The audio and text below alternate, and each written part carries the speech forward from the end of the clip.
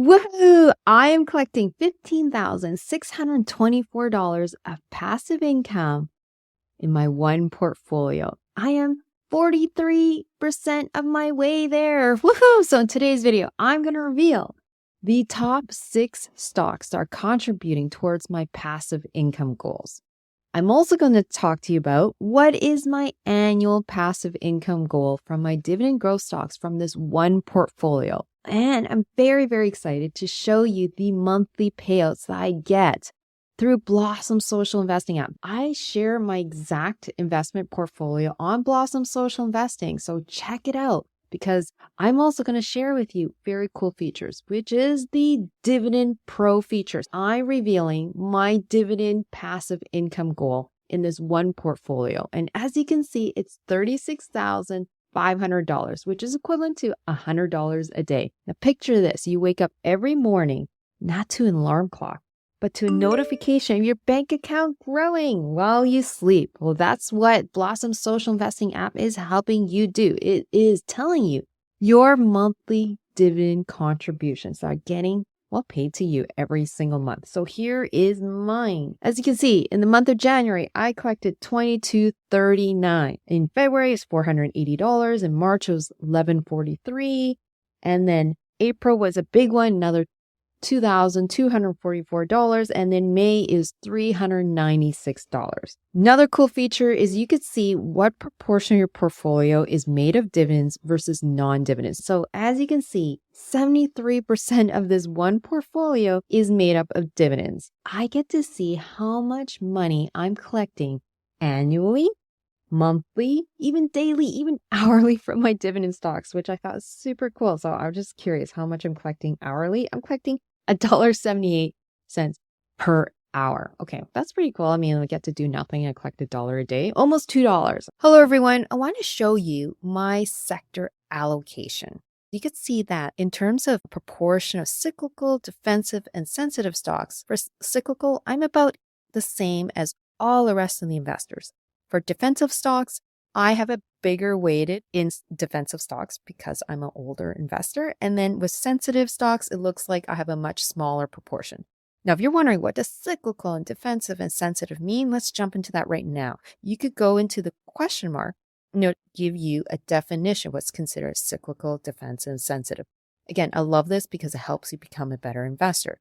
So for cyclical, that means you have stocks that are highly sensitive to business cycle peaks and lows. That means, for example, you have a lot of oil and gas or commodity type of stocks that would go up and down, probably pretty volatile and drive you nuts if you're a very cautious and conservative investor. When it comes to defensive, I have a lot of dividend stocks, so those are considered defensive stocks, meaning they will provide consistent returns in every type of market. And then when it comes to sensitive, this is where it's influenced by changes in the interest rates and favored in growth periods. So if you're a younger investor, probably have more time. You have more time to recover. So younger investors are going to have much more sensitive stocks in their portfolio. Okay, so jumping into my sectors, you could see that when it comes to my defensive, you can see that I have 22.2% in utilities.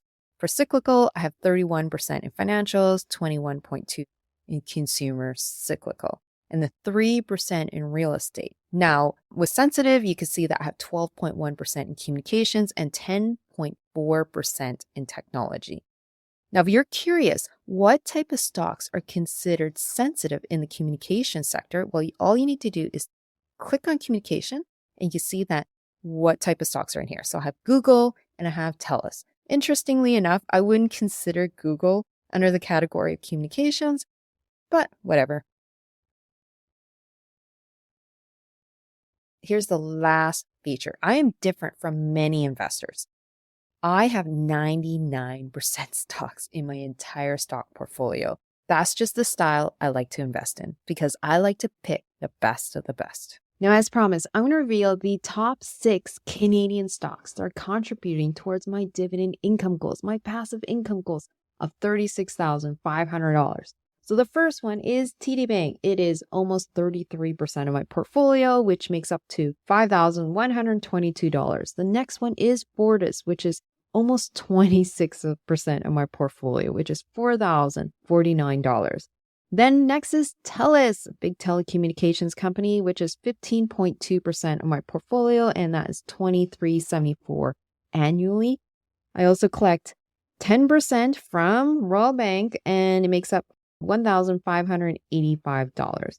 Then the next one is Bank of Nova Scotia, which is 8% of my portfolio, and that's $1,243. And the last one is RioCan, which is 6.5% of my portfolio, and I collect $1,010 annually from that stock. Now, as you may know, as you've been watching me and following me for many years, you'll know that this isn't my entire portfolio. It's just that I don't have them all connected to my Blossom Social Investing app. So I am looking forward to the day when all the banks could be easily connected automatically to Blossom Social Investing app. So that's a bit of a downside right now. If I were to reveal my entire portfolio, I have to manually add in. But I believe in the future, they're adding this feature. So I'm looking forward to it when that happens. If you are a Canadian DIY investor who's really passionate about building time freedom and becoming a better investor, you definitely want to download this app. This app is just getting better and better. Anyways, click on the link below, download the app. I hope to see you in the next video. Bye.